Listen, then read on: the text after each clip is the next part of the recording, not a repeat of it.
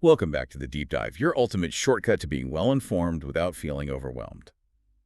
Today, we're putting on our GameScope hats for a truly special deep dive. We're doing a full-on review roundup for one of the most uniquely bizarre games to launch recently, Date Everything. Oh, this one. Right. We've scoured insights from, well, all over. Critic reviews, fan reviews, Game Rant, Games Radar Plus, The Gamer, Metacritic, Steam, even the Our Cozy Gamers subreddit. Good mix. Exactly. Our mission, to really unpack what makes this dating sim so wildly captivating and sometimes pretty polarizing, as we'll see. It's a game that promises to be way more than just its absurd premise, and yeah, we're here to figure out why. And it's a title that absolutely lives up to its name. I mean, you can romance the friend or even cultivate this deep hatred for just about every inanimate object in your home. Wild. So our goal today is to basically distill all that reaction, the core experiences, the critical reception into something clear for you. Give you the full picture, without holding back any of the quirks. Right. Quirks is one word for it. Yeah, prepare for some genuinely surprising stuff. And, well, maybe some things that might make you question your relationship with your toaster. I'm already questioning it. So I'm still trying to wrap my head around dating everything. How does the game even begin to make that premise work? That's the hook, right? It gets you right away. You play as someone who's just lost their job to AI. Oof, topical. Right.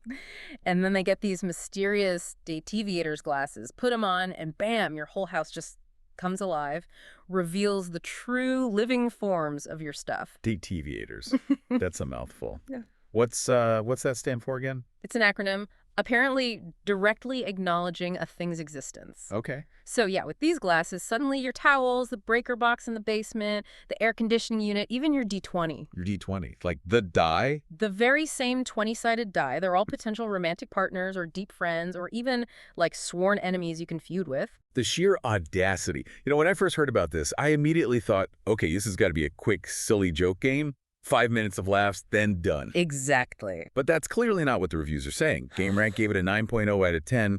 They called it just the right combo of meaningful and silly.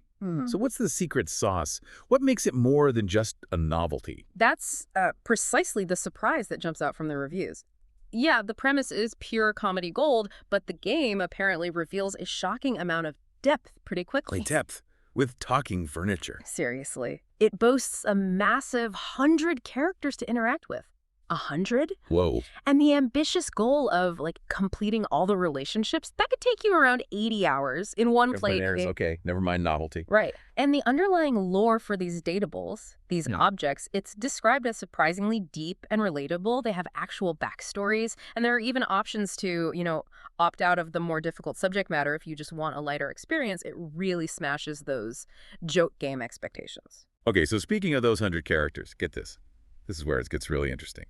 Date Everything was developed by Sassy Chap Games and this company, founded by several really well-known voice actors, major names. We're talking Ray Chase, Noctis from Final Fantasy 15. Wow, okay. Robbie Daymond, Goro Akechi from Persona 5, and Max Mittelman, who was Red 33rd in the Final Fantasy 7 remake. That's quite a team. That explains a lot, actually. It totally explains the, frankly, astounding voice cast. That was something critics across the board just kept highlighting as a huge strength. Game Rant sounded genuinely surprised to hear Ben Starr. From Final Fantasy 16, Clive. Yeah, him voicing every single door in the protagonist's home. Every door. That's commitment. Or typecasting, I don't know. Huh.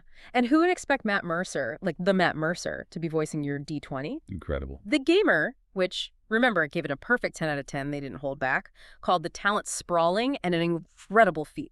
And it sounds like it's not just the big names phoning it in either. It's how they embody these completely absurd characters. Robbie Daymond is Johnny Splash Your Shower, doing a full-on Elvis impression. Or Max Mittelman as Jean-Luc Pissoir, the French rapper Toilet. It just sounds like a pure labor of love, doesn't it? It really does. And users on Reddit were apparently gushing too, finding other VAs they love, like Dante Basco. Zuko. Yeah. And they were even speculating about an autistic-coded computer character. That level of, specific character detail seems really appreciated. Absolutely. That commitment to character design, and especially the voice performance, it just elevates the whole thing. It transforms what could have easily been a simple gimmick into something genuinely memorable. Yeah. Even Games Radar, plus Neg, and they were more critical, rated it a 60 out of 100. Okay, so more mixed there. Yeah, but even they still called the character design a masterclass. They said, every time you meet one, it's impossible not to be smiling. That's high praise, even with a lower score. Totally. From Able the Table to Freddy the Fridge Yeti. Yes, Fridge Yeti. The sheer creativity and humor just shine through. Makes meeting each new object this, delightful little discovery. Okay, Freddy the Fridge Yeti. Sold. So we have this incredible cast, 100 animated objects. But beyond the star power, how does it actually play? What's the gameplay loop feel like day to day?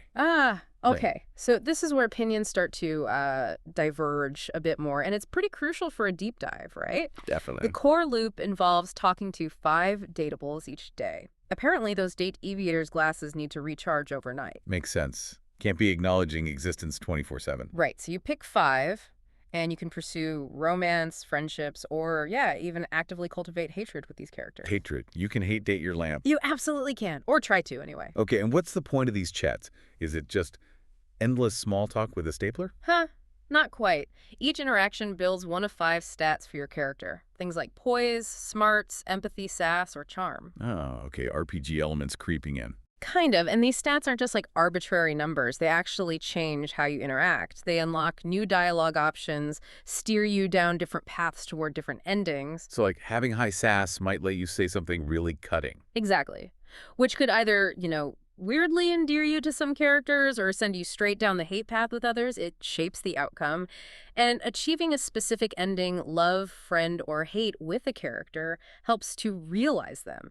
Basically brings them fully to life in your house. Okay, interesting. So on one hand, the gamer, with their perfect score, they loved this daily limit. Said it created a natural pace, stopped you from getting burned out even with 100 characters to juggle. Right? They found the stories compelling, unique, said there was no repetition or conceptual overlap. Sounds pretty good for a dating sim, honestly. Does sound ideal. However, Games Radar Plus offered that counterpoint we mentioned. They felt that juggling 100 characters, while ambitious, maybe inevitably sacrifices depth for some of them, meaning some storylines might feel a bit lighter or maybe shallower compared to a game focusing on, say, just 5 or 6 characters really intensely. That makes sense. A trade-off between breadth and depth. Exactly. And they also critiqued a perceived lack of nuance in some choices. One click could sometimes, maybe unintentionally, lock you into a hate relationship with no way to apologize or backtrack, which, could be frustrating. Yeah, I can see that. And what about the players? Did they pick up on this? You mentioned Reddit. Yeah, users on Reddit seemed to echo some of that. One comment was pretty blunt, very dialogue heavy with very little else to offer. Another wished for more of a game loop than just talking to 5 objects a day. So it sounds like if you're not primarily there for the characters and the writing, the core gameplay might feel a bit thin to some. That seems to be the takeaway for a portion of the players, yeah. And the game does offer customization options. You can turn off potentially offensive storylines, avoid certain suggestive content, trying to cater to different tastes. That's good. But some Reddit users still found that characters would unexpectedly express attraction or have surprisingly explicit dialogue options, even with filters on, maybe. It caught some players off guard, especially those expecting something purely, cozy. Explicit how? Well, for instance, one user mentioned trying really hard to hate this duck character. The duck. It's the duck. Apparently. And according to them, the duck just kept, quote, showing me her ass and asking if I wanted to ride her. Okay. Wow. Definitely not holding back, are they? Nope. Not sugarcoating much. It seems the game's willingness to be audacious, a bit raunchy, which some players absolutely loved, definitely took others expecting a purely innocent, cozy experience by surprise. Yeah, that sounds like a mismatch of expectations waiting to happen. That tension really seems central to its reception. If we look at the overall scores, Date Everything got a generally favorable Metascore of 83 on PC. That's based on 19 critic reviews. 83 is solid. Yeah. Especially with the gamer giving it 100, Game Rant a 90. Right. That signals a strong critical thumbs up, particularly for such a weird premise. But the user scores tell a different story, you said. More nuanced. Yeah. On Metacritic, it's got a mixed or average user rating, a 5.9 out of 10 based on about 27 ratings, so quite a drop from the critics. But on Steam, On Steam, it's very positive, 94% positive reviews from almost 3,000 users. Okay, that's a huge difference. 5.9 on Metacritic users, 94% positive on Steam. What's going on there? Well, it likely comes down to the points we were just hitting on. The critiques from that broader Metacritic audience often seem to focus on quality of life stuff, things that might annoy a more casual player more quickly. Like what? Things like no text log to review past conversations, no autoplay for dialogue, so lots of clicking. Some reported fiddly interactions, like needing to click on a character at a very specific time or location to talk to them. Ah, the little annoyances that can add up. Exactly. And some users on the Switch version specifically mentioned technical glitches, freezing, flickering screens.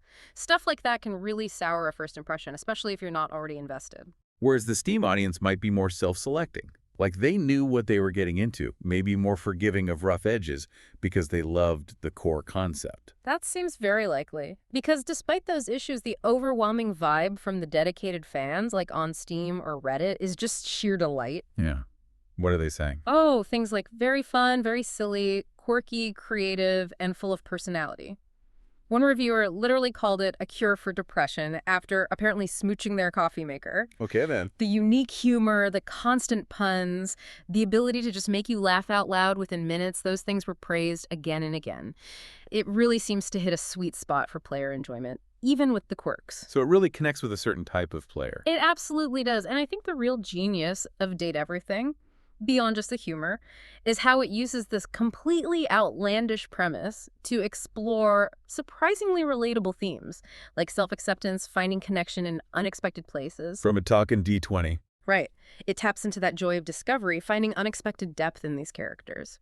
So even if some storylines aren't as deep as, say, a traditional BioWare romance, Care comparison. the sheer volume, the quality of the voice acting, and that completely bonkers premise just create a truly memorable experience.